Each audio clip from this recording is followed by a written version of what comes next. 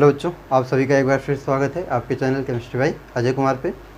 तो आज हम लोग जो क्लास 10 का अपना पहला चैप्टर कंप्लीट किए हैं केमिकल इक्वेशन एंड रिएक्शन, तो उसके प्रॉब्लम सॉल्व करेंगे। ठीक है, तो आज के लेक्चर का जो टॉपिक है basic problems of chemical reaction and equation. आज के जो लेक्चर है, इस लेक्चर में हम बहुत ही बेसिक प्रॉब्लम्स को जो हमारी होती हैं इस चैप्टर की उसको सॉल्व करेंगे।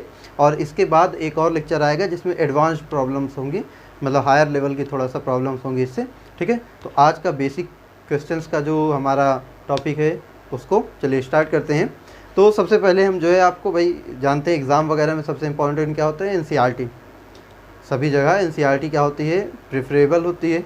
तो उसके क्वेश्चंस क्या होते हैं, हमें हमेशा सॉल्व करके रखने चाहिए सभी के। तो आज पहले हम आपको एनसीईआरटी के कुछ क्वेश्चंस करा देते हैं, लगभग सारे ही, और उसके बाद कुछ अपने से एडिशनल क्वेश्चन भी कराते हैं। ठीक है, तो आइए सबसे पहले एनसीईआरटी के क्वेश्चंस की बात करते हैं।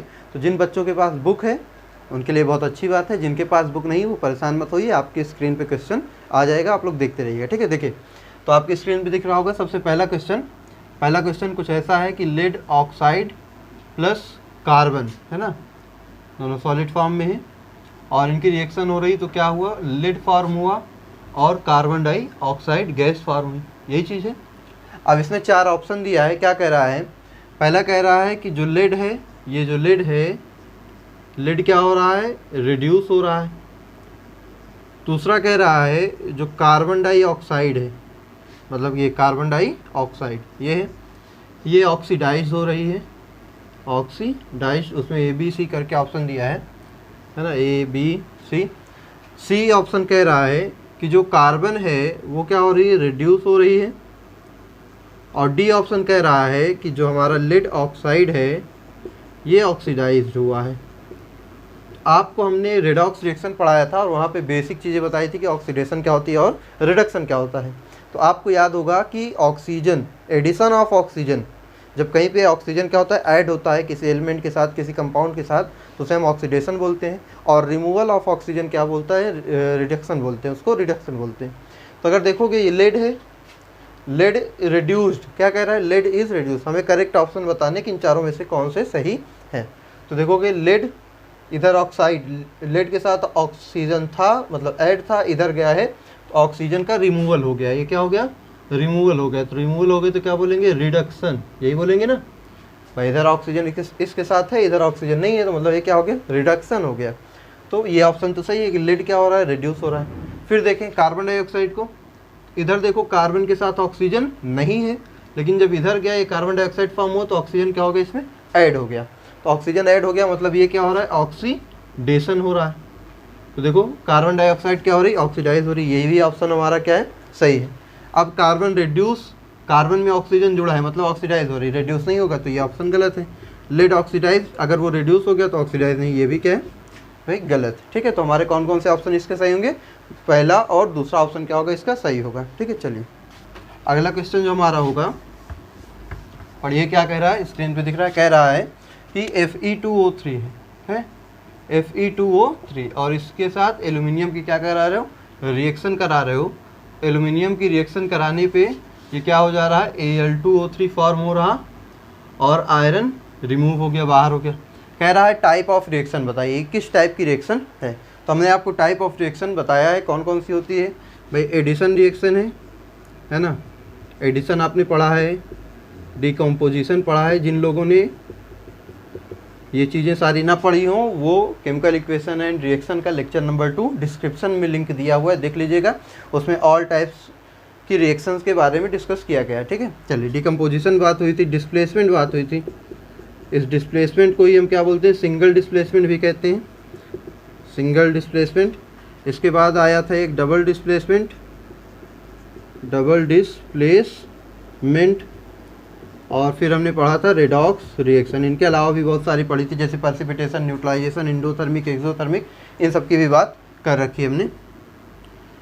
तो यहाँ देखो ये जो एल्यूमिनियम है ये क्या कर रहा है, आयरन को उसके कंपाउंड से सब्सटीट्यूट कर दिया, डिस्प्लेस कर दिया, आयरन को हटाया, खुद उसकी जगह आ गया, आयरन को क्या कर दिया, बाहर। तो ये क्या होता है कि जब कोई एल्यूमिनियम की रिएक्टिविटी आयरन से ज़्यादा होती है, इसके लिए लेक्चर नंबर 3 देखेंगे तो आपको हमने लर्न करना सिखाया है कि कैसे जो आपकी रिएक्टिविटी सीरीज़ है मेटल्स की या एलिमेंट्स की, याद रखना है।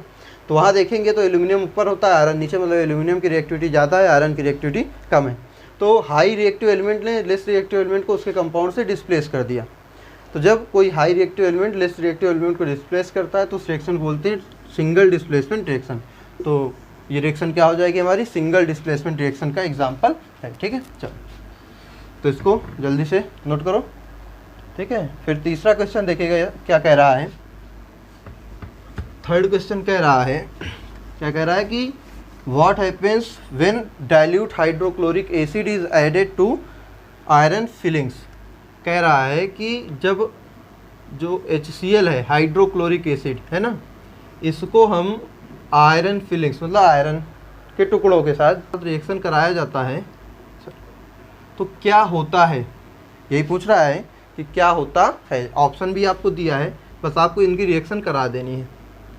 ठीक है, तो देखो यहाँ पे ये हाइड्रोजन है, ये आयरन है।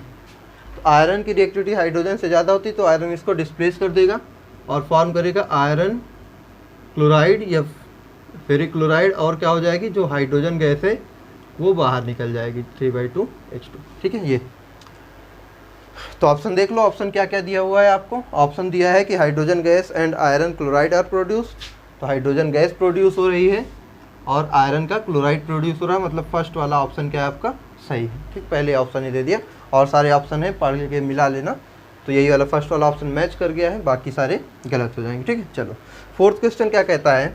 फोर्थ क्वेश्चन कह रहा है what is a balanced chemical reaction. What is a balanced chemical reaction. अभी हम लोग किसके कर रहे हैं, एनसीईआरटी के क्वेश्चंस कर रहे हैं। ठीक है, तो बैलेंस्ड केमिकल रिएक्शंस क्या होते हैं कि ऐसा रिएक्शन जिसमें भाई हमारे साइड दो होते हैं, एक क्या होता है, किसी रिएक्शन में रिएक्टेंट होता है और जो राइट साइड होता है वो क्या होता है, प्रोडक्ट। तो किसी भी रिएक्शन में जब रिएक्टेंट और प्रोडक्ट दोनों के साइड क्या हो जाते हैं, नंबर ऑफ एटम्स इक्वल हो जाते हैं। If in a chemical reaction the number of atoms in both reactant and product sides are equal then it is known as balanced chemical reaction. और कह रहा है कि किसी भी केमिकल रिएक्शन को हम बैलेंस क्यों करें, हमें बैलेंस करने की ज़रूरत क्यों पड़ती है। तो इसका भी हमने रीज़न बताया था कि हमने एक 9th में एक लॉ पढ़ा था, लॉ ऑफ मास कंजर्वेशन, कि after the reaction and before the reaction and after the reaction the total mass will always be conserved. कि किसी भी रिएक्शन से होने से पहले और रिएक्शन के होने के बाद जो टोटल मास होता है वो हमेशा क्या होता है, कंजर्व होता है, मतलब इक्वल होता है। जैसे अगर हम बात करें, हमने एक रिएक्शन लिख दिया, हम लिख दिए H2 + O2, बहुत सिंपल सी रिएक्शन, क्या फॉर्म होगा, H2O। इधर 2 हाइड्रोजन है, इधर 2 हाइड्रोजन है, सेम है, इधर 2 ऑक्सीजन है, इधर 1 ऑक्सीजन है।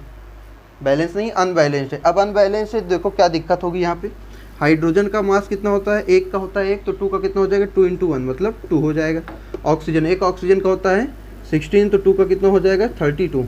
देखो टोटल मास करो, रिएक्टेंट साइड 32 और 2 34, यही होगा। अब इधर कर दो,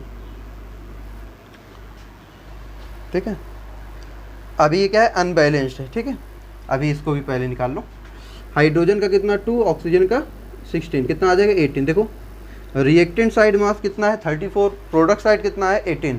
तो क्या ये लॉ ऑफ मास कंजर्वेशन को एग्री कर रहा है, नहीं कर रहा है। लेकिन अगर इसको हम बैलेंस कर दें, बैलेंस करते हैं, हाइड्रोजन कितना हो जाएगा 2 O2 और इधर भी कितना हो जाएगा 2H2O, ये बैलेंस हो गया। इधर भी 4 हाइड्रोजन 2 ऑक्सीजन बैलेंस है।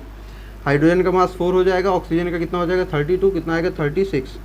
अभी आपने निकाला था एक वाटर मॉलिक्यूल का 18 होता है, तो 2 का कितना हो जाएगा 36। देखो दोनों तरफ क्या आ गया, मास सेम आ गया, तो दोनों साइड मास सेम आ गया, मतलब ये लॉ ऑफ मास कंजर्वेशन को फॉलो कर रहा है। तो we need to balance a chemical reaction to satisfy the law of mass conservation, ठीक है। किसी भी रिएक्शन को बैलेंस क्यों करते हैं, ताकि वो लॉ ऑफ मास कंजर्वेशन को क्या करे, सेटिस्फाई करता हो। चलो इसको नोट करो, अब आगे बढ़ते हैं, इसके देखते हैं, ठीक है। तो अब अगला क्वेश्चन क्या कह रहा है कि जो आपके वर्ड्स दिए हैं, स्टेटमेंट दिए हैं, उनको केमिकल रिएक्शंस में चेंज करना है, ठीक है। दिख रहा है आप सभी को। तो सबसे पहला क्या कह रहा है, hydrogen gas combines with nitrogen, है ना। कह रहा है जब हाइड्रोजन गैस नाइट्रोजन से कंबाइन होती है तो क्या फॉर्म होगा। फॉर्म होगा अमोनिया, यही दिया है, स्टेटमेंट दिया था कि when hydrogen gas reacts with nitrogen to form ammonia. तो इसको क्या करना था, स्टेटमेंट को इक्वेशन में लिखना था। तब इसको बैलेंस करो। बैलेंस कैसे करोगे, इधर कितने हैं, देखो 3 हाइड्रोजन था, इधर 3 लगा दिया और इधर 2 लगा दिया, तो देखो बैलेंस हो गया, है ना। 2 नाइट्रोजन इधर, 2 नाइट्रोजन इधर, 3 2 6 हाइड्रोजन इधर, 3 2 6 हाइड्रोजन इधर, बैलेंस केमिकल रिएक्शन है। और हमने इसको क्या कर दिया, स्टेटमेंट के फॉर्म में कन्वर्ट कर दिया। अगला क्वेश्चन क्या कह रहा है कि जो क्लोरीन गैस है वो आयरन हाइड्रोक्साइड जो हाइड्रोजन सल्फाइड है वो किससे, एयर के प्रेजेंस में बर्न की जा रही है, तो वाटर और सल्फर डाइऑक्साइड बनता है। कह रहा है कि हाइड्रोजन सल्फाइड गैस को ऑक्सीजन के प्रेजेंस में बर्न करो, ऑक्सीजन से क्या करो, बर्न करो, तो क्या बनेगा आपका, वाटर फॉर्म होगा और सल्फर डाइऑक्साइड गैस फॉर्म होगी, ये ठीक है। तो ये हमने उस स्टेटमेंट को, हाइड्रोजन सल्फाइड हो गया, ये ऑक्सीजन हो गई, ये वाटर मॉलिक्यूल हो गया, ये सल्फर डाइऑक्साइड हो गया, सबका नेम अपने से लिख लीजिएगा। हमने स्टेटमेंट को इक्वेशन में कन्वर्ट कर दिया। अब बैलेंस भी करना है, तो बैलेंस देखो 2 हाइड्रोजन, ठीक है, 1 सल्फर, ठीक है, इधर 2 ऑक्सीजन, इधर 2 and 1 3 ऑक्सीजन हो गए ना। तो क्या करें, अगर यहाँ 2 लगा दें, यहाँ भी 2 लगा दें और यहाँ भी 2 लगा दें और यहाँ क्या कर दें, 2 और 3 कर दें, ठीक है। देखो बैलेंस हो गया सारी चीज़ें, 2 2 जा 4 हाइड्रोजन, 2 2 जा 4 हाइड्रोजन, 2 सल्फर, 2 and 2 4 4 2 6 3 2 6 ऑक्सीजन। अच्छा, बैलेंस करना भी आपको हमने सिखाया है, ट्रिक बताई है, अभी बिल्कुल बताते हैं उसको भी, उसके क्वेश्चंस भी आगे आएंगे, तो पहले सीधे सीधे इनको ट्रांसलेट कर लेते हैं। फिर कह रहा है कि जो बेरियम क्लोराइड है, बेरियम क्लोराइड की रिएक्शन कराइए एल्यूमिनियम सल्फेट से, तो वहाँ पे बनेगा क्या, ये स्टेटमेंट आपको दिया है कि वहाँ पे बनेगा बेरियम सल्फेट और फॉर्म होगा एल्यूमिनियम क्लोराइड, यही चीज़ फॉर्म होगी। अब इसको क्या करना है, बैलेंस करना है, ठीक है। तो कैसे बैलेंस करेंगे आप, यहाँ आप 3 लगा दीजिए, 3 इक्वल हो गया, कितने हैं 2, यहाँ भी क्या कर दो 2 लगा दो, देखो बैलेंस हो गया, 3 2 जा 6 क्लोरीन, 3 2 जा 6 chlorine, 2 aluminium, 3 sulphate, 3 barium, 3 barium, क्या है, बैलेंस है, ठीक है। ये 3 हो गए। और नेक्स्ट कह रहा है लास्ट वाला कि पोटेशियम जो है वो वाटर से रिएक्ट करती है और पोटेशियम हाइड्रोक्साइड और हाइड्रोजन, तो बताओ पोटेशियम मेटल किससे रिएक्ट करेगी, वाटर से, वाटर से रिएक्ट करके क्या फॉर्म कर रही है, पोटेशियम हाइड्रोक्साइड, और क्या रिलीज कर रही, हाइड्रोजन गैस। हमें क्या करना है, सिंपल सा, हमें भाई यहाँ क्या कर लो, 2 लगा दो, 2 लगा दो, यहाँ भी 2 लगा दो, बस बैलेंस हो गया। देखो 2 पोटेशियम, 2 2 जा 4 हाइड्रोजन, 2 यहाँ हाइड्रोजन और 2 ऑक्सीजन, बैलेंस है सारी चीज़ें, ठीक है। तो ये हमारे क्या हो गए, केमिकल रिएक्शंस हैं जो स्टेटमेंट के फॉर्म में दिए थे, हमने इसको सिंपल से इस फॉर्म में लिख दिया। चलो ठीक है। अब इसके बाद देखो नेक्स्ट क्वेश्चन क्या कह रहा है कि केमिकल रिएक्शन को बैलेंस करना है। ये सारी चीज़ें नोट करते चलना साथ साथ, ठीक है। कॉपी पेन लेके बैठना, अभी तक नहीं बैठे हो तो अब बैठ जाना, लेकिन नोट करते चलो। देखो सबसे पहला कौन सा क्वेश्चन दिख रहा है आपकी स्क्रीन पे, HNO3 प्लस CaOH का होल ट्वाइस, बन क्या रहा है, CaNO3 का होल ट्वाइस एंड H2, यही फॉर्म हो रहा है। कह रहा है इस रिएक्शन को बैलेंस करना है। तो बैलेंस करने के लिए हमने आपको क्या बताया था, सिंपल सा, अगर आपने बैलेंसिंग सबसे पहले लेक्चर में बैलेंसिंग बताई थी, ना सीखी हो अब सीख लो, छोटी सी ट्रिक है, उससे आसानी से हो जाएगा कितना भी बड़ा रिएक्शन हो। तो इस तरह की जब रिएक्शन बैलेंस करने के लिए दे तो करना क्या है आपको, कैसा HNO3, इसकी रिएक्शन कराओ कैल्शियम हाइड्रोक्साइड, ठीक है। ये करना क्या है, यहाँ पे सबके पहले अपने से कुछ भी ABCD कोई भी क्या कर दो, नंबर लिख दो या कुछ भी लिख दो, A B C and D। हमने यहाँ लिख लिया कि ये A है, ये B है, C है और D है, ठीक है। अब सबको जो जो एलिमेंट इसमें प्रेजेंट हैं सबके नंबर्स के अकॉर्डिंग उनको अरेंज करो। देखो हाइड्रोजन, इधर हाइड्रोजन कितना है, 1, तो 1 का मतलब 1A, और ये कितना है 2 हाइड्रोजन, तो 2B हाइड्रोजन हो जाएगा, ठीक है। इधर कितना हो गया 2B hydrogen, A plus 2B हमें हाइड्रोजन का नंबर देखना है। रिएक्टेंट साइड कितना है और प्रोडक्ट साइड कितना है, और दोनों को बराबर बैलेंस करने के लिए दोनों बराबर होने चाहिए। देखो यहाँ पे ए हाइड्रोजन यहाँ पे है 2 हाइड्रोजन और कितने टाइम्स है बी टाइम्स, मतलब टोटल 2b टाइम्स। तो रिएक्टेंट साइड ए प्लस 2b हाइड्रोजन है और इस साइड कितने हैं 2d हाइड्रोजन 2d। बस एक इक्वेशन बनेगा। सेकेंड बनाओ, इधर कितने कैल्शियम है बी कैल्शियम, इधर कितने कैल्शियम है सी कैल्शियम, तो बी इज इक्वल टू क्या हो जाएगा सी हो जाएगा। हो गया। इसके बाद देखते हैं अब क्या बचा नाइट्रोजन। इधर देखो ए नाइट्रोजन है, एन कितना है ए, इधर कितने एन है 2 यहाँ है और सी, तो मतलब 2c ये हो गया, ए बराबर 2c हो जाएगा। अब देखो बी, अच्छा ऑक्सीजन बचा, तो 2 ऑक्सीजन यहाँ है तो 2b ऑक्सीजन हो जाएगा, और इधर भी तो है 3 और ए, तो 3a प्लस 2b ऑक्सीजन इधर है और d ऑक्सीजन, और 3 2 जा 6c प्लस d इधर है। ये 4 इक्वेशन बनेंगे। फिर समझो करना क्या है, रिएक्टेंट साइड जितने एटम्स हैं और प्रोडक्ट साइड जितने सेम एटम्स हैं, उन सेम एटम्स का नंबर अपने से इक्वल कर देना। जैसे देखो इधर ये पूरा कितना ए है, मतलब इसमें ए हाइड्रोजन है, ए मतलब कोई भी क्वांटिटी हो सकती है 1 2 3 4।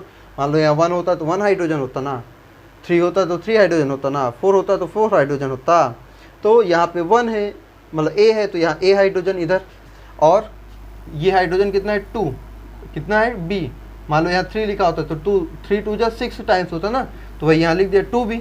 तो रिएक्टेंट के साइड कितने हो गए ए प्लस 2b हाइड्रोजन है, प्रोडक्ट के साइड केवल इसमें है तो 2d हाइड्रोजन है। इसी तरह से हमने ऑक्सीजन का देखा, हमने किसका कैल्शियम का, इधर कैल्शियम 1 था तो b कैल्शियम हो गया, c बराबर हो गए कैल्शियम। इसके बाद a बराबर 2c, ये हाइड्रोजन के लिए लिया था, ये कैल्शियम के लिए लिया था, a बराबर 2c। देखो इधर नाइट्रोजन a है मतलब 1 है, इधर नाइट्रोजन 2 है, कितने टाइम्स c टाइम्स, तो 2c बराबर हो जाएगा। और ये ऑक्सीजन का हमने ले लिया, इधर जितने थे इधर जितने थे, तो नाइट्रोजन के लिए ये ऑक्सीजन के लिए। अब इतना करने के बाद करोगे क्या आप लोग, इतना करने के बाद सिंपल से एक चीज़ करना है कि इनमें से किसी को भी आप 1 मान लो, किसी को भी 1 मान लो जो सबसे ज़्यादा बार सभी रिएक्शंस में आया हो, जो सभी रिएक्शंस में आया हो उसको आप 1 मान लो। मान लो ए, देखो यहाँ है ए, यहाँ है ए, इसमें भी है ना, तो मान लो हमने मान लिया कि let A is equal to 1, हमने अपने से मानना है, किसी को भी 1 मानना है, 1 मानना है। तो देखो यहाँ पे a बराबर क्या है 2c है ना, तो c बराबर क्या हो जाएगा a/2 होगा ना, तो c बराबर क्या हो जाएगा 1/2 हो जाएगा, ये हो गया। अब c बराबर 1/2 है तो b बराबर भी क्या होगा 1/2 हो जाएगा। अब देखो यहाँ a की वैल्यू कितनी 1, तो 3 × 1 प्लस, अच्छा b c आ गया, d की वैल्यू निकालनी है, तो यहाँ देखो a कितना 1, b कितना 2 × 1/2 इक्वल टू 2d, 2 से 2 कैंसिल, 1 + 1 इक्वल टू 2d, तो इधर भी 2 और उधर भी 2, तो d भी कितना हो जाएगा, d भी आ गया 1। बस सारी चीज़ें इसके पहले लिख दो। a कितना है 1, तो ये ऐसे ही रहेगा HNO3, b कितना है 1/2 CaOH का होल ट्वाइस, फिर इधर c कितना है 1/2 CaNO3 का होल ट्वाइस, और d कितना है 1, तो इसके पहले कुछ लिखने की ज़रूरत नहीं है। यही हमारा जो रिएक्शन है यही क्या हो जाएगा बैलेंस्ड केमिकल रिएक्शन हो जाएगा। ठीक है, चलो इसको करो तो एक और देखते हैं फिर, ठीक है, सेकेंड इसका, और उसके बाद फिर आप लोग अपने से करोगे। ठीक है, चलो इसको नोट करो जल्दी से, स्क्रीनशॉट ले लो, नोट करते रहना। नेक्स्ट क्वेश्चन देखते हैं हम लोग। अगर नेक्स्ट क्वेश्चन की तरफ बढ़े तो नेक्स्ट क्वेश्चन क्या है, NaOH प्लस H2SO4, क्या फॉर्म हो रहा है Na2SO4 प्लस H2O, यही फॉर्म हो रहा है। कह रहा है इसको बैलेंस करिए, तो फिर वही करो, सबके पहले इसके पहले A लगा दिया, इसके B लगा दिया, इसके C लगा दिया और इसके D लगा दिया। अब देखो यहाँ पे सोडियम कितना है A, और इधर सोडियम कितना है 2C, तो ये 2 टाइम्स है और कितना है पूरा C, A बराबर 2C, एक इक्वेशन ये बनेगा। ऑक्सीजन को देखो, A ऑक्सीजन प्लस 4 ये है और B है, तो 4B reactant side A plus 4B है, और product side 4C plus D, यहाँ 1 ऑक्सीजन है तो D टाइम्स है D, ये हो गया। और क्या बचा हाइड्रोजन, हाइड्रोजन को देखो यहाँ A है, B 2B है, इक्वल टू, इधर हाइड्रोजन देखो डी है, कितना है 2D है, ये हो गया। सल्फर देख लो, इधर 1 है तो B और इधर भी 1 है तो C, B equal to C, ये हो गया। अब इनमें से किसी को भी क्या मान लो, 1 मान लो। यहाँ भी C आया, यहाँ भी C आया, यहाँ भी C आया, हमने C को मान लिया 1। क्या किया हमने, let C is equal to 1, तो C इक्वल टू 1 तो A इक्वल टू कितना हो जाएगा 2। C की वैल्यू 1 रखोगे, 2 इंटू 1 2 आ जाएगा। इसमें रख दो, यहाँ पे C क्या माना था 1, तो B भी क्या आ जाएगा, B भी आ जाएगा 1। A पता है, B पता है, D निकाल सकते हो। A कितना 2, B कितना 2 इंटू 1 इक्वल टू 2, D कितना आएगा 4 इक्वल टू 2D, तो D इक्वल टू क्या आ जाएगा 2। बस सारी चीज़ें रख दो यहाँ पे। A की वैल्यू कितनी है 2 है, तो ये हो जाएगा 2NaOH, ये हो गया। B की वैल्यू कितनी है 1 है, तो इसमें कुछ करने की ज़रूरत ही नहीं, प्लस H2SO4। फिर C कितना है 1 है, तो ये भी क्या होगा, ऐसे ही रहेगा, Na2SO4। फिर बताओ D कितना है 2 है, तो ये क्या हो जाएगा 2H2O। यही हमारा क्या है, बैलेंस्ड केमिकल इक्वेशन है। ठीक है, नोट करो। तो एक और एग्जांपल समझा देते हैं तो आसानी से समझ में आ जाएगा। चलिए, ठीक है, अगला कह रहा है, बहुत ही आसानी समझना, क्या कह रहा है कि NaCl प्लस AgNO3 क्या फॉर्म करते हैं, NaNO3 प्लस AgCl। कह रहे हैं इसको बैलेंस करो। तो पहले देख लो क्या कि ये कुछ बैलेंस नहीं है क्या, पहले तो एक सोडियम इधर है, 1 सोडियम इधर है, 1 क्लोरीन इधर है, 1 क्लोरीन इधर है, 1 सिल्वर इधर है, 1 सिल्वर इधर है, 1 नाइट्रेट इधर है, 1 नाइट्रेट इधर है। ये क्या है, ऑलरेडी बैलेंस्ड है। क्या है, अगर पहले कोई रिएक्शन देख लिया करो बैलेंस है कि नहीं, तो ये ऑलरेडी बैलेंस्ड है, तो इसको हमें बैलेंस करने की ज़रूरत नहीं। ठीक है, अगला देखते हैं, एक और देखते हैं।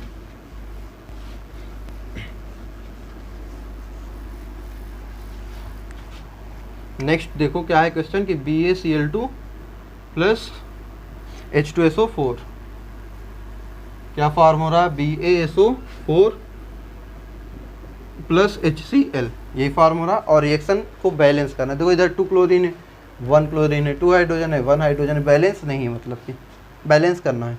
क्या करोगे, A B C and D किया। 1 बेरिलियम मतलब A, 1 बेरिलियम मतलब इक्वल टू C, ये हो जाएगा। क्लोरीन 2A, इधर क्लोरीन केवल D। ठीक है, इधर हाइड्रोजन 2B, इस साइड हाइड्रोजन केवल D, इस साइड सल्फेट सल्फर B, इस साइड सल्फर C, इस साइड ऑक्सीजन 4B, या इस साइड सल्फेट को ही पूरा मान लो। सल्फेट के रिस्पेक्ट में सल्फेट आपको पता है रेडिकल होता है, तो इधर C सल्फेट है, इधर B सल्फेट है, तो B is equal to C, ये हो जाएगा। किसी को एक मान लो, तो let A is equal to 1, तो C इज इक्वल टू भी क्या होगा 1। A 1 है तो D कितना हो जाएगा 2, और B क्या हो जाएगा 1, क्योंकि C 1 है। बस रख दो वैल्यू सबकी, ये हो जाएगा 1, ये भी हो जाएगा 1, इस साइड ये भी क्या है, C भी क्या है 1, और D आपका क्या है 2। देखो यही हमारी क्या है, बैलेंस्ड केमिकल इक्वेशन हो जाएगी। ठीक है, चल, तो हमारा 5th क्वेश्चन 6th भी क्या होता है, कंप्लीट होता है। अब हम इसके बाद बात करेंगे किसकी, चल,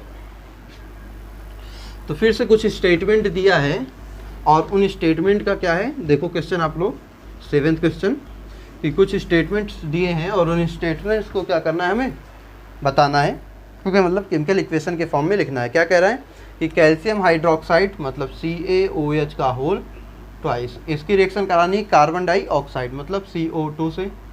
तो फॉर्म क्या हो रहा है, फॉर्म हो रहा है कैल्शियम, बताओ क्या फॉर्म हो रहा है, कैल्शियम कार्बोनेट CaCO3, और क्या फॉर्म हो रहा है, वाटर H2। बस ये हो गया, लिख गया। बैलेंस फॉर्म में इसको लिखना है, अनबैलेंस्ड है, ये क्या है अनबैलेंस्ड है, तो इसको बैलेंस फॉर्म में लिखना है। तो देख ले क्या अनबैलेंस्ड है, 1 calcium 1 calcium, 1 carbon 1 carbon, 2 4 oxygen, 3 1 4 oxygen, 2 hydrogen already balance है। ये क्या है, बैलेंस है, इसको करने की जरूरत नहीं। सेकंड पे चलते हैं, कह रहा है कि जो जिंक है वो सिल्वर नाइट्रेट से रिएक्शन करेगा।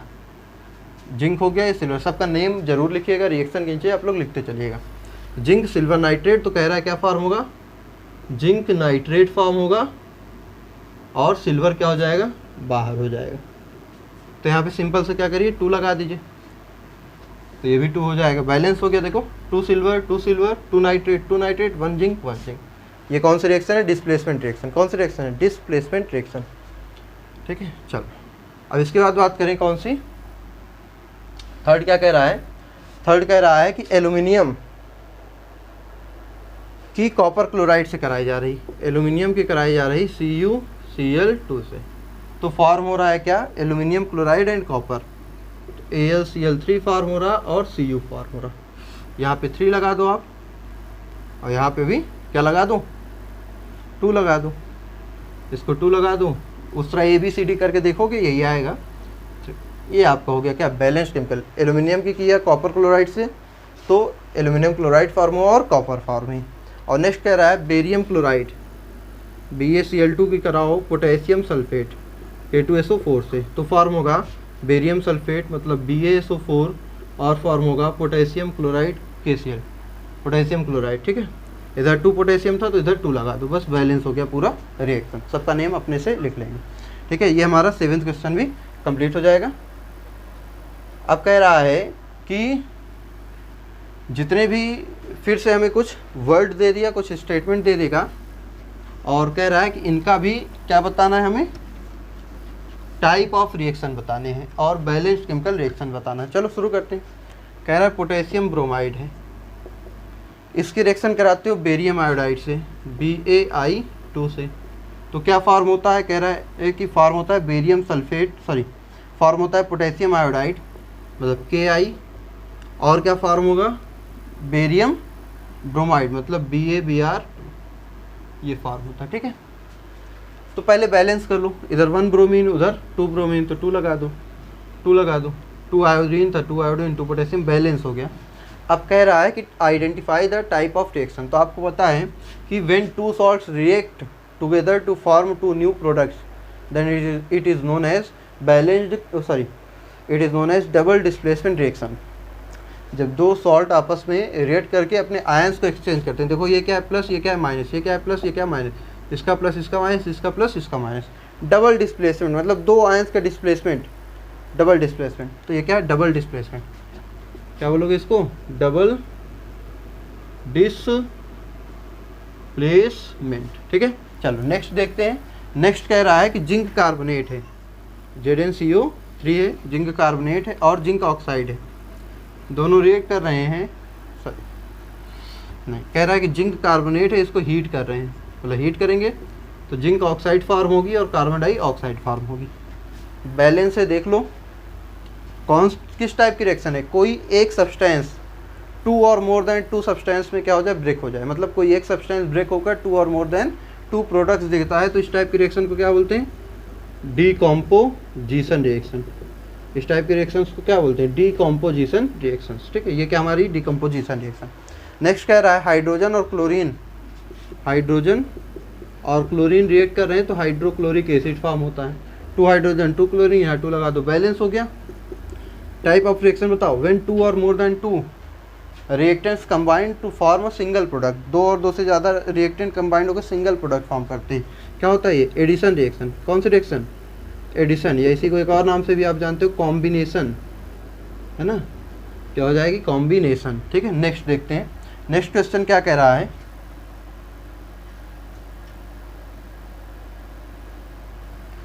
नेक्स्ट क्वेश्चन कह रहा है कि पोटेशियम मेटल जो है, सॉरी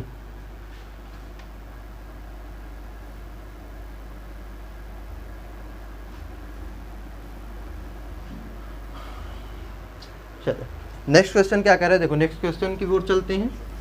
ठीक है, नेक्स्ट कह रहा है कि जो मैग्नीशियम है, मैग्नीशियम वो रिएक्ट करता है किससे, हाइड्रोक्लोरिक एसिड से, HCl से, तो फॉर्म होता है मैग्नीशियम क्लोराइड और हाइड्रोजन गैस क्या होती है, निकल जाती है, वो अल्यूट हो जाती है।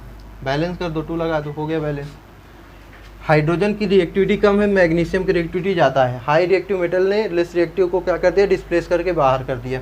बताओ कौन सा है ये, सिंगल डिस्प्लेसमेंट रिएक्शन। कौन सा है, सिंगल डिस्प्लेसमेंट रिएक्शन। बात समझ आई। ठीक है। तो ऐसे हम क्या करेंगे, टाइप्स ऑफ रिएक्शन को पहचान जाएंगे, बैलेंस कर लेंगे। बैलेंस करने का तरीका हमने आपको सिंपल सा बता ही दिया। अब इसके बाद क्या कह रहा है कि इंडोथर्मिक, और अगला क्वेश्चन देखेंगे, पूछ रहा है what is exothermic reaction and what is endothermic reaction. तो आप लोगों ने अगर हमारा लास्ट लेक्चर देखा है ना, केमिकल इक्वेशन रिएक्शन का लेक्चर नंबर 3, तो उसमें इसके बारे में डिटेल में बात हुई है। शॉर्ट में बता दे रहे हैं, उस वीडियो को जाके देख के वहाँ से नोट्स क्रिएट कर लीजिएगा, इसका आंसर लिख लीजिएगा कि ऐसा रिएक्शन जिसमें हीट क्या होती है, बाहर निकलती है। तो the reaction in which heat is released after the reaction या during the reaction, the reaction in which heat is released along with the product formation. Product form होने के साथ साथ हीट भी क्या होती है, रिलीज़ हो जाती है, वो होता है एक्सोथर्मिक रिएक्शन। जैसे हम बात करें कि जब हमने कैल्शियम ऑक्साइड की कार्बन डाइऑक्साइड से रिएक्शन कराई तो फॉर्म हुआ कैल्शियम कार्बोनेट, और यहाँ पे कुछ अमाउंट में हीट क्या हो जाती है, बाहर निकल जाती है। तो ऐसी रिएक्शन जिसमें प्रोडक्ट फॉर्मेशन के साथ साथ हीट भी बाहर निकलती है उसको हम बोलते हैं एक्सोथर्मिक रिएक्शन। ठीक है। इंडोथर्मिक, द रिएक्शन, ऐसी रिएक्शन जिसमें हीट एब्जॉर्ब होती है, the reaction in which heat is absorbed to form the product. बिना हीट एब्जॉर्ब हुए प्रोडक्ट फॉर्मेशन पॉसिबल है ही नहीं, तो जिसमें प्रोडक्ट को फॉर्म करने के लिए हीट की ज़रूरत पड़ती है। मान लो हमने एक एग्जांपल लिया, क्या ले लिया, हमने लिया AgCl। AgCl को जब हमने सनलाइट के प्रेजेंस, HNO से सनलाइट को दर्शाते हैं, पहले ही बताया है।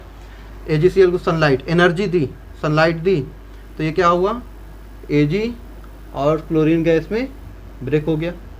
तो इस रिएक्शन को होने के लिए एनर्जी की ज़रूरत थी, अगर हम इसे सनलाइट ना देते तो ये कभी ब्रेक होके सिल्वर और क्लोरीन फॉर्म करता ही नहीं। तो the reaction in which heat is absorbed to form the product is known as endothermic. The reaction in which heat is released along with the formation of product is known as exothermic reaction. ठीक है। चलो next question क्या कह रहा है, next question पूछ रहा है, ये क्वेश्चन हमने आपको बताया भी है कि जो रेस्पायरेशन होता है वो हमारा एक्सोथर्मिक रिएक्शन होता है। क्यों? Why respiration is considered as exothermic reaction? जो हमारी रेस्पायरेशन होती है वो एक्सोथर्मिक रिएक्शन क्यों होती है? तो हमने बताया था कि जो हम क्या करते हैं जब ऑक्सीजन गैस को अंदर लेते हैं, है ना, तो होता क्या है कि हमारे जो अंदर सेल्स में जो फैट्स वगैरह हैं उसमें जो ग्लूकोज है वो ऑक्सीजन से रिएक्ट करके, फैट्स वगैरह ग्लूकोज में ब्रेक होते हैं, फिर वो ग्लूकोज ऑक्सीजन से रिएक्ट करके कार्बन डाइऑक्साइड और एनर्जी फॉर्म करता है, तो क्योंकि इस रिएक्शन में एनर्जी रिलीज़ हो रही है इसलिए इसको हम क्या बोलते हैं, एक्सोथर्मिक रिएक्शन कहते हैं। ठीक है। तो हम क्या बोले कि जब हम ऑक्सीजन गैस लेते हैं तो हमारे जो बॉडी में है ना फैट्स हैं वो या कार्बोहाइड्रेट्स हैं वो ग्लूकोज में ब्रेक होते हैं जिनसे ऑक्सीजन रिएक्ट करता है और एनर्जी रिलीज़ होती है। क्योंकि इस प्रोसेस में एनर्जी रिलीज़ होती है इसलिए इसको एक्सोथर्मिक बोलते हैं। इसकी बात भी पहले करा चुके हैं, लिखा भी इसको चुके हैं। ठीक है। तो इसको आप लोग देख लीजिएगा। नेक्स्ट क्वेश्चन की तरफ चलते हैं। नेक्स्ट क्वेश्चन कह रहा है कि why are decomposition reaction called the opposite of combination reaction, कह रहा है कि जो डिकम्पोजिशन रिएक्शन है, कौन सी डिकम्पोजिशन रिएक्शन, वो कॉम्बिनेशन रिएक्शन के अपोजिट क्यों होती है। ठीक है। तो बता भाई क्या होता है कि एडिशन रिएक्शन या कॉम्बिनेशन रिएक्शन में टू प्रोडक्ट ऐड होके, टू और मोर देन प्रोडक्ट ऐड होके क्या करते हैं, डिकम्पोजिशन रिएक्शन में सिंगल प्रोडक्ट ब्रेक होके टू और more than two products form करता है। और जबकि जो हमारे क्या होते हैं एडिशन या कॉम्बिनेशन रिएक्शन है उसमें दो या दो से ज़्यादा सिंगल सब्सटेंस आपस में रिएक्ट करके एक नया सिंगल सब्सटेंस फॉर्म करते हैं। बात समझ में आई कि डिकम्पोजिशन रिएक्शन क्या होता है, इसमें कोई एक सिंगल सब्सटेंस होगा ब्रेक होके टू और more than two products form करेगा। और जो हमारा कॉम्बिनेशन होता है उसमें क्या होता है, टू और मोर देन टू सब्सटेंसेस आपस में कंबाइन होते हैं, क्या करते हैं, सिंगल प्रोडक्ट फॉर्म करते हैं। जैसे डिकम्पोजिशन में ए बी है तो ब्रेक होगा क्या, A plus B, single substance break होके टू और मोर देन टू, जैसे ए बी सी हमने किया, ए प्लस बी प्लस सी ये बनाएगा।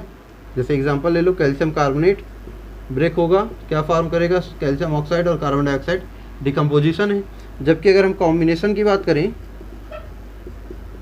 तो कॉम्बिनेशन में क्या होता है बताओ, अगर ए बी और सी हैं तो ये तीनों कंबाइंड होकर एक सिंगल प्रोडक्ट फॉर्म कर लेंगे। टू और more than two substance combine to form single product. A B है, कंबाइन होके दो सब्सटेंस कंबाइन होके सिंगल प्रोडक्ट फॉर्म करेंगे, ए बी कॉम्बिनेशन है। जैसे इसी को उल्टा कर दो, CaO, दो सब्सटेंस है कंबाइन होके एक प्रोडक्ट फॉर्म के कैल्शियम कार्बोनेट। देखो एक दूसरे के दोनों क्या होते हैं, अपोजिट होते हैं। ठीक है, समझ गया ये बात। चलो अगला क्वेश्चन देखें। अगला क्वेश्चन क्या कह रहा है कि write the equation is for decomposition reaction where energy is in the form of sunlight, electricity and heat. Decomposition reaction, अगर आपको याद होगा तो हमने टाइप्स ऑफ डिकम्पोजिशन रिएक्शन भी आपको पढ़ाया है कि डिकम्पोजिशन रिएक्शन के कितने टाइप्स होते हैं। तो 3 टाइप्स के पढ़ाए थे, याद होगा अगर तो। अगर पिछला लेक्चर देखा हो, नहीं देखा हो तो देख लेना, फिर से बता रहा हूँ, डिस्क्रिप्शन में लिंक दिया है, सारे वीडियोस आप लोग देख लीजिए। आसानी से पूरा चैप्टर एकदम प्यार से समझ में आ जाएगा, कहीं पे कोई दिक्कत नहीं होने वाली। ठीक है, तो चलो अगली बात करते हैं। हमने क्या कहा कि डिकम्पोजिशन रिएक्शन के टाइप बताए थे, 3 टाइप्स के थे। एक थर्मल था। थर्मल क्या होता है, जहाँ पे हीट एनर्जी देनी पड़ती है। तो वही कह रहा है कि आप लोग हीट डिकम्पोजिशन रिएक्शन के 3 एग्जाम्पल ऐसे दीजिए जिनमें से एक में हीट एनर्जी दे रहे हैं।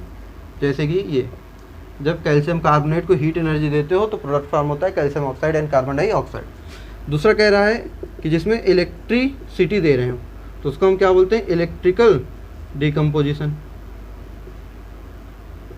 जैसे हमारा H2O, इसको जब इलेक्ट्रिसिटी देते हैं, इलेक्ट्रिसिटी इसमें पास करते हैं तो H2 और O2 में ब्रेक हो जाती है। जैसे और बात कर लो NaCl, जब आप इसको इलेक्ट्रिसिटी देते हो तो ये Na और Cl2 में ब्रेक हो जाती है। तीसरा हमने बताया था फोटो, है ना, डिकम्पोजिशन, फोटो डिकम्पोजिशन या फोटोलिसिस, इसको हम लोग इलेक्ट्रोलिसिस भी कहते हैं। जैसे एग्जांपल इसका AgCl, ये ले लो। यहाँ क्या रखी होती है, सनलाइट, जिसमें सनलाइट दी जाती है एनर्जी के फॉर्म में। ये हो गया 3 एग्जांपल। ठीक है, डिटेल में इनके बारे में जानना हो, सारी थ्योरीज इनकी, तो क्या करिए आप लोग second lecture chemical combination equation का देख लीजिए, जहाँ पे हमने टाइप्स ऑफ डिकम्पोजिशन रिएक्शन के बारे में डिटेल में बताया है। तो ये 3 एग्जांपल पूछा था कि जिसमें हीट लगे, जिसमें इलेक्ट्रिसिटी लगे और जिसमें सनलाइट। हो गए ये। चलो नेक्स्ट क्वेश्चन कह रहा है कि डिस्प्लेसमेंट और डबल डिस्प्लेसमेंट रिएक्शन में क्या डिफरेंस है। तो ये सब आप लोग भी जानते हो कि जो डिस्प्लेसमेंट है उसमें एक high reactive element less reactive element को उसके कंपाउंड से डिस्प्लेस करके प्रोडक्ट फॉर्म करता है, जबकि डबल डिस्प्लेसमेंट में 2 सॉल्ट्स अपने अपने आयंस को एक्सचेंज करके 2 प्रोडक्ट फॉर्म करते हैं, 2 न्यू प्रोडक्ट फॉर्म करते हैं। ठीक है, तो ये क्या होता है, दोनों में डिफरेंस होता है। देखो नेक्स्ट क्वेश्चन क्या कह रहा है कि रिफाइनिंग ऑफ सिल्वर। भाई सिल्वर हमें प्योर फॉर्म में नहीं मिलता, तो जो इम्प्योर सिल्वर होता है उसकी जब रिफाइनिंग करते हैं तो उसके रिफाइनिंग के लिए हम क्या करते हैं, कॉपर का यूज़ करते हैं। ठीक है, तो कॉपर सॉल्यूशन, कॉपर का यूज़ करते हैं। कॉपर को जब सिल्वर नाइट्रेट के सॉल्यूशन में डाला जाता है तो यहाँ पे कॉपर नाइट्रेट फॉर्म होती है और जो हमारा सिल्वर है वो हमें प्योर फॉर्म में बाहर मिल जाता है। कह रहा था इसी को आपको इक्वेशन के फॉर्म में शो करना है कि जब इसका रिफाइनिंग करते हैं सिल्वर का, तो सिल्वर नाइट्रेट के सॉल्यूशन में कॉपर ऐड करते हो तो कॉपर नाइट्रेट फॉर्म होता है, सिल्वर बाहर हो जाती है। इसको आपको इक्वेशन के फॉर्म में शो करना था, तो ये इक्वेशन के फॉर्म में हमने शो कर दिया। ये हो गया। नेक्स्ट है 15, कह रहा है कि आप लोग प्रेसिपिटेशन रिएक्शन से क्या समझते हो, what do you mean by precipitation reaction. तो अगर आपको पता हो प्रेसिपिटेशन रिएक्शन क्या होती है, बताओ क्या होती है, सभी लोग बताओ प्रेसिपिटेशन रिएक्शन क्या होती है। तो प्रेसिपिटेशन रिएक्शन ऐसी रिएक्शन जिसमें कोई एक प्रोडक्ट प्रेसिपिटेट के फॉर्म में मिलता है। तो the reaction in which one of the product is obtained in the form of precipitate. What is precipitate, कोई प्रेसिपिटेट होता क्या है, जब किसी कंपाउंड में कोई इनसॉल्युबल सॉल्ट फॉर्म होता है जो सरफेस पे उसके सेटल डाउन हो जाता है, तो उसको बोलते हैं हम प्रेसिपिटेट। इसके बारे में भी डिटेल में पीछे बताया हुआ है। तो प्रेसिपिटेशन रिएक्शन क्या होती है कि the reaction in which one of the product is obtained in the form of precipitate is known as precipitation reaction. Example की अगर आप बात करोगे तो बेरियम क्लोराइड को ले लो और सोडियम सल्फेट को ले लो, रेट करा दो, बेरियम सल्फेट का क्या बन जाएगा, PPT बनता है। PPT के लिए डाउन साइड एरो का यूज करते हो और सोडियम क्लोराइड सॉल्ट फॉर्म। ये हमारी प्रेसिपिटेशन रिएक्शन की क्या हो जाएगी, एग्जाम्पल थ्योरी आप लोग लिख लीजिएगा कि the reaction in which one of the product is obtained in the form of precipitation is known as precipitation reaction. ठीक है, चलो नेक्स्ट क्वेश्चन क्या कह रहा है। नेक्स्ट कह रहा है कि ऑक्सीजन के गेन के बेस पे, ठीक है, या लॉस के बेस पे, gain of oxygen and loss of oxygen के बेस पे हमें ऑक्सीडेशन और रिडक्शन दोनों को डिफाइन करना है। ठीक है, ऑक्सीडेशन और रिडक्शन दोनों को ऑक्सीजन के बेस पे डिफाइन करना है। तो बताओ भाई, ऑक्सीडेशन क्या होता है? Addition of oxygen. ऑक्सीजन के बेस पे अगर डिफाइन करें तो एडिशन ऑफ ऑक्सीजन, और ये क्या होता है? Removal of oxygen. दोनों के दो एग्जाम्पल भी मांग रहा है, बताओ एग्जाम्पल दे दें। जिंक ऑक्साइड ऑक्सीजन से रिएक्ट करा दो, जिंक में ऑक्सीजन क्या हो गया? ऐड हो गया, एडिशन ऑफ। मैग्नीशियम की करा दो ऑक्सीजन से, ये क्या हो गया? Addition of oxygen. दो एग्जांपल्स हो गए। Removal of oxygen, zinc oxide की करा दो कार्बन से, कार्बन मोनोऑक्साइड फॉर्म हो जाएगा। लेड ऑक्साइड की करा दो कार्बन से, तो लेड से ऑक्सीजन बाहर निकल जाएगा। तो देखो यहाँ भी क्या हो रहा है? Removal of oxygen, removal of oxygen. तो this is known as reduction, this is known as oxidation. Addition of oxygen is oxidation, removal of oxygen is known as reduction. ठीक है, नोट करो इसको। हेलो, फिर इसके बाद बात करते हैं अपने 17th क्वेश्चन की तरफ। 17th क्वेश्चन कह रहा है कि एक एलिमेंट एक्स है जो ब्राउन क्या है? शाइनी कलर है, जिसका कलर कैसा है? कैसा है? ब्राउन है ना, ब्राउन कलर है। तो शाइनी ब्राउन कलर का एक एलिमेंट है, शाइनी ब्राउन कलर का एक एलिमेंट एक्स है। जब ये ऑक्सीजन से रिएक्ट करता है तो ये ब्लैक कलर का हो जाता है। कैसा हो जाता है? इसका कलर ब्लैक हो जाता है। बताओ ये एलिमेंट कौन है? तो एलिमेंट याद रखो कॉपर है। कॉपर का कलर ब्राउन होता है, शाइनी ब्राउन होता है। जब ये ऑक्सीजन से रिएक्ट करता है तो क्यूप्रिक ऑक्साइड CuO फॉर्म करता है, जिसका कलर कैसा होता है? ब्लैक हो जाता है। ठीक है, ये तो the element x is copper. Clear है बात? चलो, इसके बाद बात करें तो इसके बाद नेक्स्ट क्वेश्चन क्या कह रहा है? कह रहा है कि why do we apply paint on the iron articles. Iron के आर्टिकल्स पे पेंट क्यों अप्लाई करते हैं? तो आपको हमने कोरोजन लास्ट लेक्चर में पढ़ाया। क्या पढ़ाया था उसमें? कि भाई जो हमारी मेटल्स होती हैं जब वो मॉइस्चर और एयर के कांटेक्ट में आती हैं तो उनके सरफेस पे ऑक्साइड्स की लेयर फॉर्म होती है, जिससे वो मेटल्स क्या होती हैं? धीरे धीरे डिस्ट्रॉय होने लगती हैं। इस प्रोसेस को कोरोजन बोलते हैं। तो मेटल्स को डिस्ट्रॉय होने से बचाने के लिए हम उनके ऊपर क्या करते हैं? पेंट कर देते हैं, जिससे जो मेटल्स होती हैं वो एयर और मॉइस्चर के डायरेक्ट कांटेक्ट में नहीं आती और उनका कोरोजन रुक जाता है, मतलब वो डिस्ट्रॉय नहीं होती हैं। तो इस वजह से क्या करते हैं? पेंट यूज करते हैं। ठीक है, नेक्स्ट क्वेश्चन क्या कह रहा है कि जो ऑयल एंड फैट्स, जो फूड में ऑयल एंड फैट होते हैं, are flushed with nitrogen. Nitrogen के साथ फ्लश क्यों किए जाते हैं? तो आपको पता है जब हम ऑयल एंड फैटी फूड्स को, ऑयली और फैटी फूड्स को ओपन रख देते हैं, इन ओपन एयर, है ना, रख देते हैं, तो ये ऑक्सीजन से क्या होती हैं? ऑक्सीडाइज हो जाती हैं। और ये ऑक्सीडाइज हो जाती हैं, जिससे जो फूड है हमारा उसका टेस्ट भी चेंज हो जाता है, उसकी स्मेल भी चेंज हो जाती है। उसमें से क्या आने लगती है? एक स्मेल आने लगती है ना, बैड स्मेल आने लगती है, उसका टेस्ट जो होता है वो चेंज हो जाता है। तो इसको ऑक्सीडेशन से बचाने के लिए, ख़राब होने से बचाने के लिए क्या होता है? ये नाइट्रोजन के साथ फ्लश किए जाते हैं। तो oils and fats containing foods are flushed by nitrogen because nitrogen prevents the oxidation of the oily and fatty food. लिख लीजिएगा। ठीक है आंसर। चलिए नेक्स्ट क्या कह रहा है कि कोरोजन और रेंसिडिटी दो टर्म है, इनको एक्सप्लेन करना है। तो लास्ट लेक्चर में इन्हीं के बारे में डिटेल में एक्सप्लेनेशन ही किया है, कोरोजन के बारे में और रेंसिडिटी, ये दो टर्म के बारे में।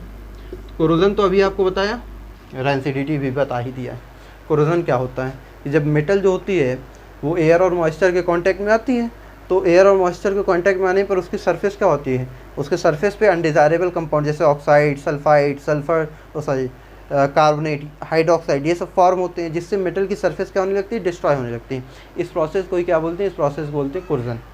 ठीक है, तो the destroying of element due to the formation of undesirable compounds like oxide, carbonate, hydroxide and sulfides on the surface of metal by the reacting of moisture and air is known as corrosion. Moisture और air के react करने से metal के surface पे oxide, hydroxide जैसे compound के form होने से मेटल की सरफेस डिस्ट्रॉय होने लगती है। इस प्रोसेस को ही कोरोजन कहते हैं। कोरोजन से बचाने के लिए हम पेंट करते हैं, अभी आपको बताया पेंट कर देते हैं, गैल्वनाइजेशन कर देते हैं, है ना, या हम लोग प्योर मेटल की जगह क्या करते हैं, एलॉय का यूज़ करने लगते हैं, ये चीज़। रेंसिडिटी क्या होती है, अभी बताया था, the oxidation of oily and fatty food is known as rancidity and due to this process the smell and taste of the food will change. जब जो फूड होता है जिसमें ऑयल और फैट मिले होते हैं वो क्या होते हैं, ऑक्सीजन से ऑक्सीडाइज हो जाते हैं, जिससे जो फूड है उनका टेस्ट भी चेंज हो जाता है, उनकी स्मेल भी चेंज हो जाती है। इस प्रोसेस को हम रेंसिडिटी कहते हैं। जैसे आप लोग कुछ भी देखो, खाना गर्म करके, अभी जैसे गर्मियों के दिन है, ज़्यादा देर बाहर रख दूँ तो क्या होता है, शाम तक क्या होगा कि महकने लगता है ना, उसका टेस्ट चेंज हो जाता है। ऐसा क्यों होता है, क्योंकि उसमें ऑयल मिला हुआ है, वो ऑयल ऑक्सीजन से रिएक्ट करेगा, ऑक्सीडाइज हो जाएगा, और ऑक्सीडाइज हो जाएगा तो उसका टेस्ट और स्मेल दोनों क्या हो जाएगा, चेंज हो जाएगा। ठीक है, चलिए नेक्स्ट बात करते हैं कोरोजन के बाद। तो ये आपके क्या होते हैं, एनसीईआरटी के सारे क्वेश्चंस कंप्लीट हो जाते हैं। अब हम लोग कुछ और अपने क्वेश्चंस की बात करते हैं, छोटे छोटे क्वेश्चंस की। ठीक है, चलिए आपके स्क्रीन में 5 क्वेश्चंस का सेशन चलेगा। तो पहले 5 क्वेश्चन देखिए आपके स्क्रीन पे दिख रहे हैं। ठीक है, स्क्रीनशॉट लेके इसको रखिएगा, जिनमें पहला क्वेश्चन तो आप लोग कर चुके हो कि why respiration is known as exothermic because in this process the fat and carbohydrates present in the body are break down into glucose and glucose react with oxygen to form energy and carbon dioxide because in this process energy is released, so it is known as exothermic reaction। ठीक है, चल इसके बाद second question की अगर बात करें, second question हमारा क्या है कि किस बेसिस पे या on what basis a chemical equation balance, जो केमिकल इक्वेशन है उसको किस बेस पे बैलेंस किया जाता है। Chemical equation balanced, chemical equation को बैलेंस करने की जरूरत क्यों पड़ती है, केमिकल इक्वेशन को बैलेंस करने की जरूरत पड़ती है लॉ ऑफ मास कंजर्वेशन को सेटिस्फाई करने के लिए। और किस बेसिस पे करते हैं, तो number of atom, number of molecules के बेस पे। Reactant side and product side दोनों साइड क्या होने चाहिए, number of atoms, number of molecules equal होने चाहिए। और ऐसा हम करते क्यों हैं, ऐसा हम करते हैं लॉ ऑफ मास कंजर्वेशन को सेटिस्फाई करने के लिए। This is the answer of this question. Next question, what happen chemically when quicklime is added to water. Quicklime आपको पता है, क्विकलाइम क्या होता है, कैल्शियम ऑक्साइड, और इसको जब वाटर में ऐड करते हो H2O में क्या फॉर्म हो जाता है, कैल्शियम हाइड्रोक्साइड।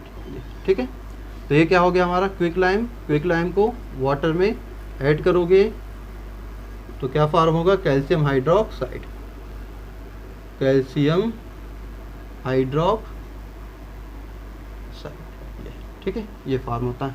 चलो इसके बाद हम बात करें अगले क्वेश्चन। नेक्स्ट क्वेश्चन हमारा क्या कह रहा है कि वॉइस और magnesium ribbon be cleaned before burning in air. जो मैग्नीशियम रिबन होती है उसको एयर में बर्न करने से पहले क्लीन क्यों करते हैं।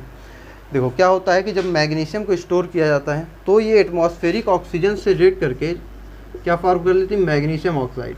तो मैग्नीशियम की जो रिबन है जो स्टोर्ड फॉर्म में रहती है, जिसे हम स्टोर करके रखते हैं, उसके सरफेस पे मैग्नीशियम ऑक्साइड की क्या होती है, एक लेयर बनी होती है, जिस कारण से मैग्नीशियम का फर्दर रिएक्शन पॉसिबल नहीं होता।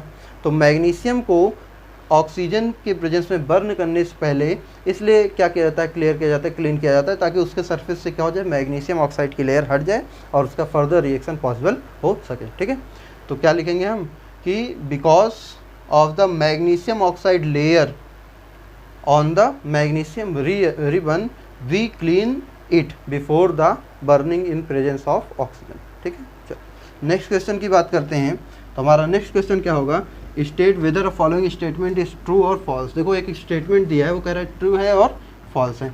तो कह रहा है कि कोई भी जो केमिकल रिएक्शन है, chemical reaction can be balanced by alternating the formula of reactant और प्रोडक्ट। मतलब कि रिएक्टेंट और प्रोडक्ट के फार्मूले को क्या चेंज करके हम बैलेंस कर सकते हैं केमिकल रिएक्शन को। तो अगर आप केमिकल रिएक्शन में रिएक्टेंट और प्रोडक्ट के फार्मूले को ही चेंज कर दोगे तो रिएक्शन ही क्या हो जाएगा, पूरा चेंज हो जाएगा, रिएक्शन की मीनिंग ही चेंज हो जाएगी। ठीक है, तो किसी भी रिएक्शन को बैलेंस करने के लिए उसके फार्मूले में कभी हम चेंज नहीं करेंगे। हम किस चीज़ में चेंज करते हैं, उसके जो कोएफिशिएंट होता है, नंबर ऑफ एटम्स होते हैं, नंबर ऑफ मॉलिक्यूल्स होते हैं। ठीक है, तो ये क्या है, फॉल्स स्टेटमेंट है।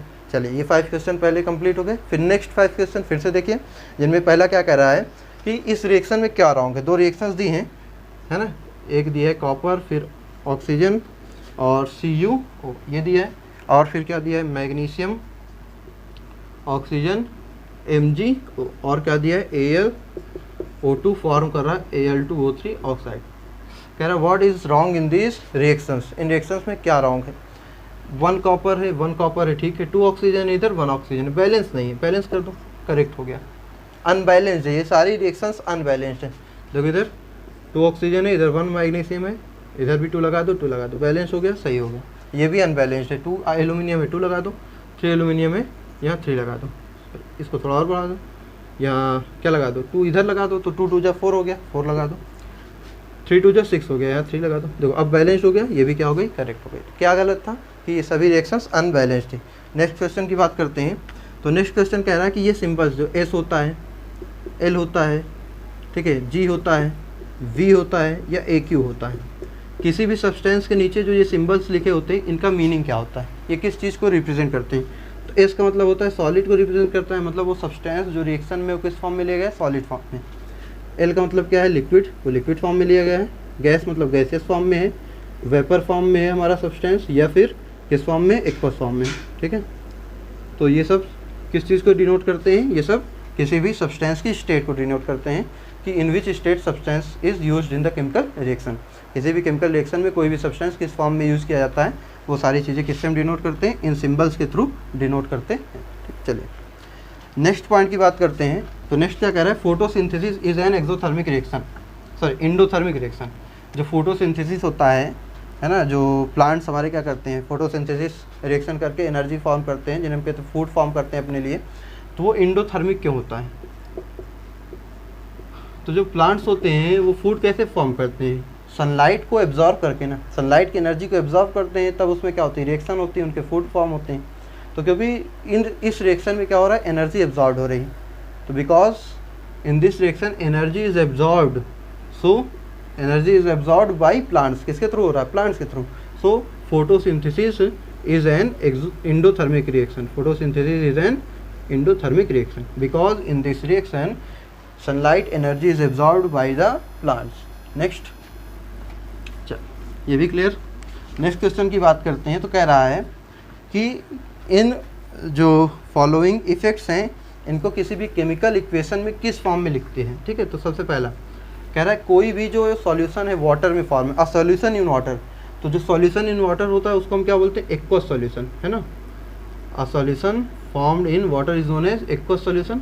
और किसी भी केमिकल रिएक्शन में एक्वस सॉल्यूशन को कैसे रिप्रेजेंट करते हैं, ए क्यू, उस सब्सटेंस के पहले, जैसे हमारा जिंक सल्फेट का सॉल्यूशन है, एक्वस सॉल्यूशन है, तो इसके नीचे क्या लिख देते हैं रिएक्शन में, ए क्यू, मतलब ये एक्वस सॉल्यूशन है, a solution made in water. Second क्या कह रहा है, एक्सोथर्मिक रिएक्शन को कैसे रिप्रेजेंट करोगे, एक्सोथर्मिक रिएक्शन को कैसे रिप्रेजेंट करेंगे, वे कैसे रिप्रेजेंट करते हैं बताओ। बताया था जहाँ पे इंफॉर्मेटिव बनाने के लिए कि जो डेल्टा एच है वो निगेटिव लिख देते हैं, क्या कर देते हैं, डेल्टा एच इज निगेटिव, ठीक है। एक्सोथर्मिक रिएक्शन में हीट रिलीज होती है, इसलिए रिएक्शन के सामने मान लो हमारी ये रिएक्शन है A+B फार्मूला C, ठीक है। तो या तो इसमें हीट ऐड कर दो, प्लस हीट कर दो, या फिर इस रिएक्शन के सामने क्या लिख दो, delta H equal to negative. ये दोनों तरीके से हम क्या कर सकते हैं, किसी भी एक्सोथर्मिक रिएक्शन को रिप्रेजेंट करते हैं। अगर बात करें थर्ड कह रहा है इंडोथर्मिक रिएक्शन। इंडोथर्मिक कैसे रिप्रेजेंट करोगे, मान लो हमारा AB है, इधर ही क्या कर दो, हीट एब्जॉर्ब होगी तो बनेगा A+B, या फिर क्या करो कि रिएक्शन के सामने लिख दो delta H equal to positive. Delta H equal to positive का मतलब कि रिएक्शन में हीट एब्जॉर्ब हो रही है। तो इस तरह से हम क्या कर सकते हैं, इन रिएक्शंस को रिप्रेजेंट कर सकते हैं, ठीक है। नेक्स्ट क्वेश्चन क्या कह रहा है कि जो स्टेटमेंट दिए हैं उनको क्या करना है, आपको इक्वेशन में चेंज करना है। चलो अपने से चेंज करो 2 मिनट में जल्दी से, जो भी दिया हो।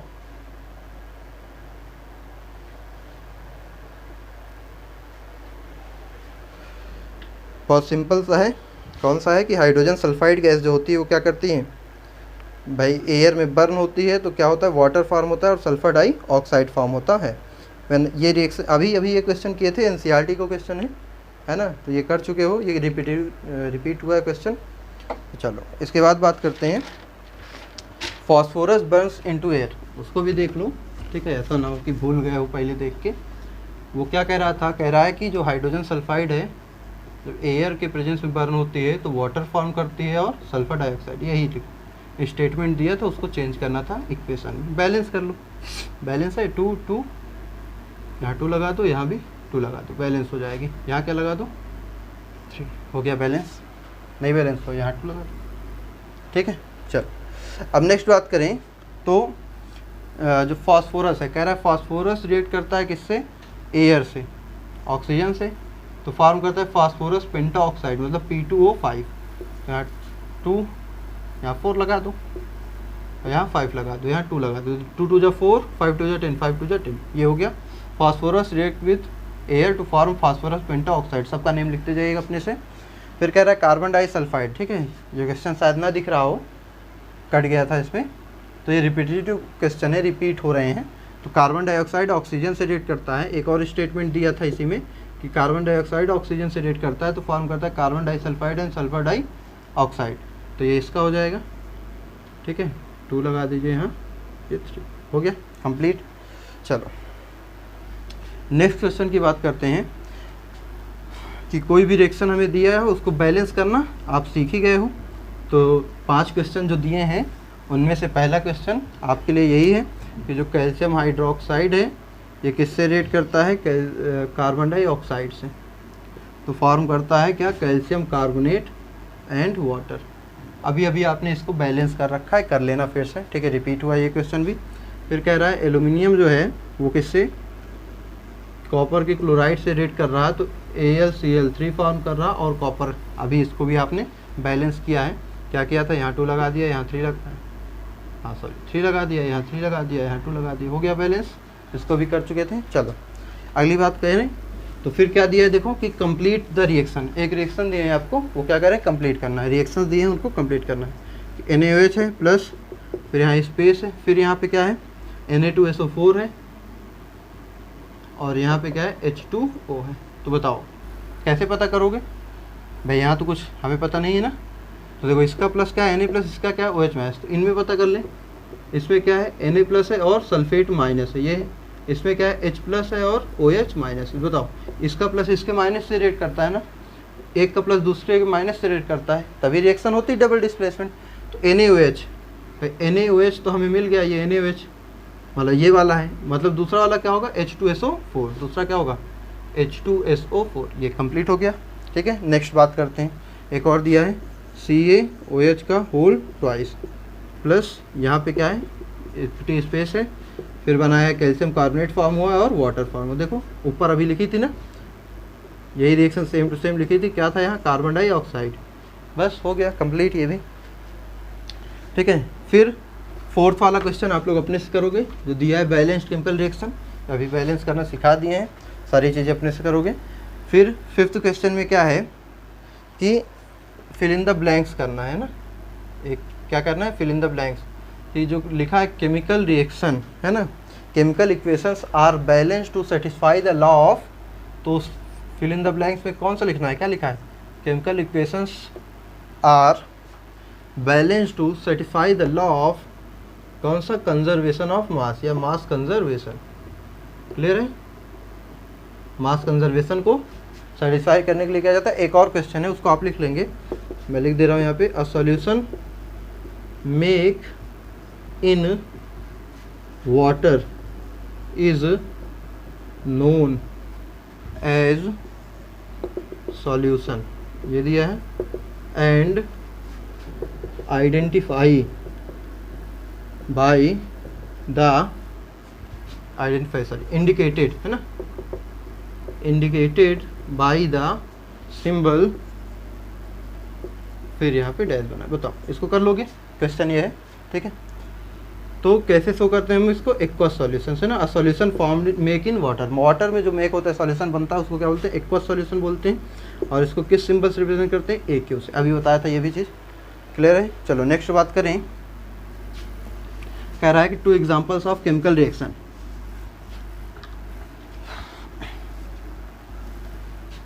किसी भी केमिकल रिएक्शन 2 एग्जांपल लिख दो, कोई भी, इतने केमिकल रिएक्शन थे, कोई भी केमिकल, नेक्स्ट दिख रहा होगा क्वेश्चन है ना, कि 2 एग्जांपल्स ऑफ केमिकल रिएक्शन, कोई भी केमिकल रिएक्शन के 2 एग्जांपल्स आपको लिख देने हैं। नेक्स्ट क्या कह रहा है कि state 2 characteristics of the chemical reaction, screen पे सारे क्वेश्चन आपने देख लिए हैं कि state two characteristics of the chemical reaction which takes place when dilute sulphuric acid is passed over the zinc granules. कह रहा है कि डाइल्यूट सल्फ्यूरिक एसिड मतलब H2SO4 है, किस फॉर्म में, डाइल्यूट फॉर्म में। जब इसको जिंक के ऊपर क्या करते हैं, फ्लो कराते हैं, तो यहाँ पे कौन कौन सी जो इफ़ेक्ट हैं, है ना, कैरेक्टरिस्टिक्स हैं, वो दिखती हैं।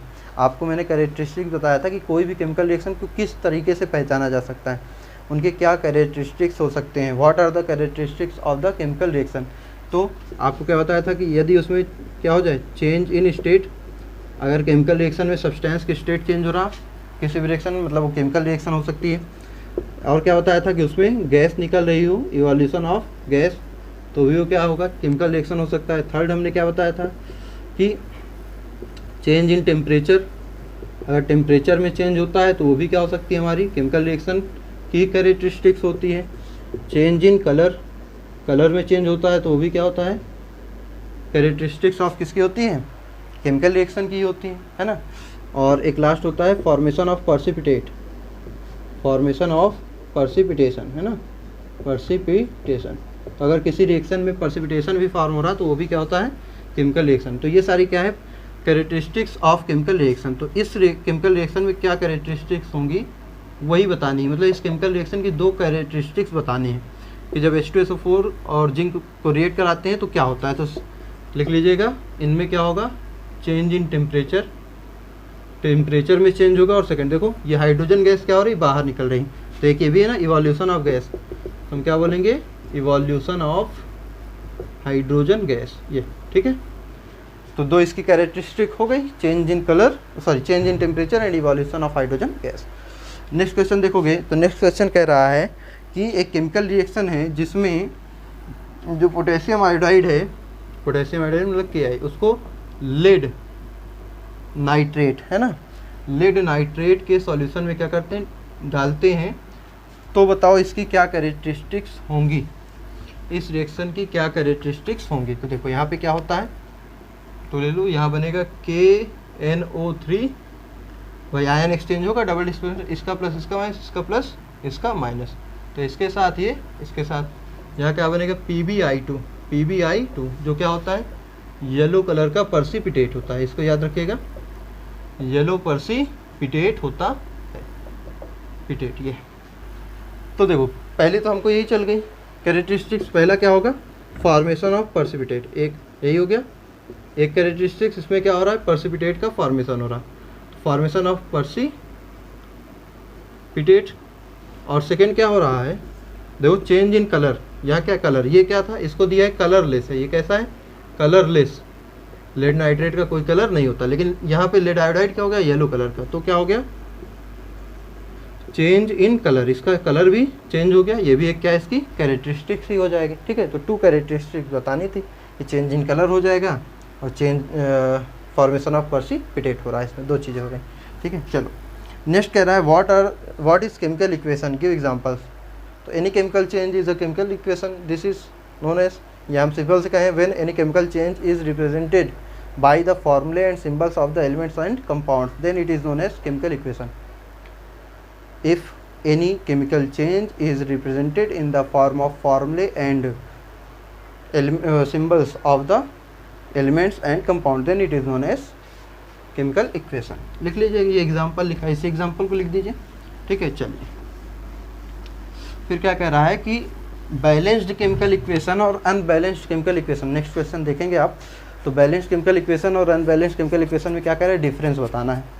तो डिफरेंस क्या होता है, बैलेंस केमिकल इक्वेशन में रिएक्टेंट एंड प्रोडक्ट दोनों साइड क्या होते हैं, number of atoms and number of molecules equal होते हैं, है ना। In a chemical balance chemical equation the number of atoms and molecules in both the reactant and product side are equal, but in a unbalanced reaction, in an unbalanced reaction the number of atoms और molecules in reactant side and product side are not equal.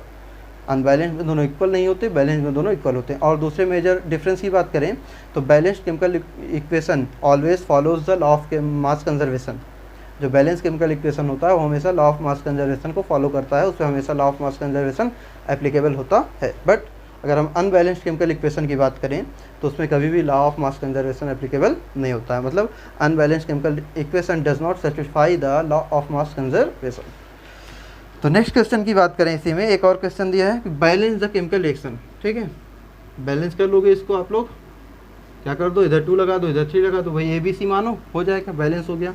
एक और question दिया है C+CO2 formula है CO, तो यहाँ क्या लगा दो, 2 लगा दो, देखो 2 कार्बन्स 2 ऑक्सीजन्स, हो गए बैलेंस केमिकल इक्वेशन। ठीक है, तो आज की बात यही रखते हैं। आज हमने बहुत सारी क्या की, केमिकल रिएक्शन इक्वेशन के बेसिक क्वेश्चंस देखे। ठीक है, आगे क्वेश्चन आप लोग अपने सॉल्व करिए। अब आपको बहुत सारे क्वेश्चंस बनने लगेंगे हर किताब से, जो भी बुक आपके पास हो ढूंढ के करिए, ना मिले तो मैंने जो सीट दी है उससे करिए। ठीक है, सीट बहुत सारे बच्चों के पास होगी, नहीं है तो आप लोग टेलीग्राम चैनल ज्वाइन कर लीजिए, वहाँ पे आपको असाइनमेंट शीट मिल जाएगा जिसका लिंक डिस्क्रिप्शन में दिया है। ठीक है, तो उसको सॉल्व करिए, बनने लगेगा। नेक्स्ट वीडियो में हम लोग कुछ बेसिक और कुछ advanced problem of chemical reaction and equation के साथ मिलते हैं। ठीक है, तब तक के लिए फिर पढ़ते रहिए, मिलते हैं नेक्स्ट वीडियो में।